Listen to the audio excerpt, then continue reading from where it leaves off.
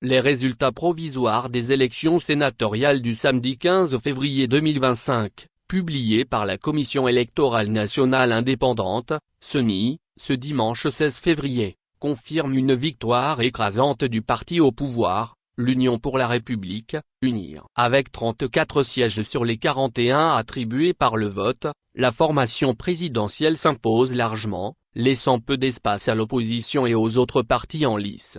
C'est au siège de la CENI à Lomé que son président, Dagoy Abré, a dévoilé les résultats provisoires du scrutin sénatorial. Comme attendu, UNIR domine largement la répartition des sièges, ne laissant que quelques places à d'autres formations politiques. Le parti Bâtir obtient 2 sièges, tandis que les partis UFC, Adodi, CLIN, le Togo autrement et les 2 Bisons décrochent chacun un siège. Cette configuration confirme la mainmise du parti présidentiel sur la future chambre haute du Parlement, un élément clé du nouvel équilibre institutionnel instauré par la réforme constitutionnelle de 2024.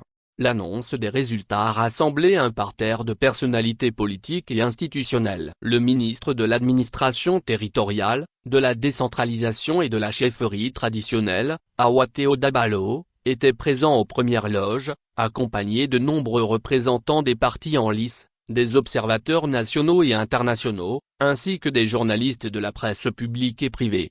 L'engouement autour de ces sénatoriales s'explique par leur importance dans la mise en place des nouvelles institutions togolaises. En effet, le Sénat, aux côtés de l'Assemblée nationale, jouera un rôle central dans l'échiquier politique à venir. Selon la Constitution du 6 mai 2024, le Sénat togolais doit compter 61 membres, dont 41 élus et 20 nommés par le président de la République. Avec l'annonce des résultats provisoires, l'attention se tourne désormais vers la nomination du dernier tiers des sénateurs par le chef de l'État, une étape cruciale qui devrait intervenir dans les prochains jours.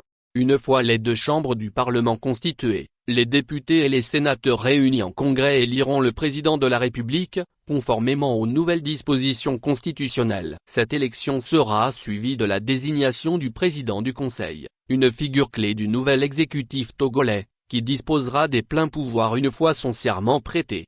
Avec ces élections sénatoriales, le Togo franchit une nouvelle étape dans l'application de sa réforme institutionnelle. Reste à voir comment la com. Mot-clé, UNIR.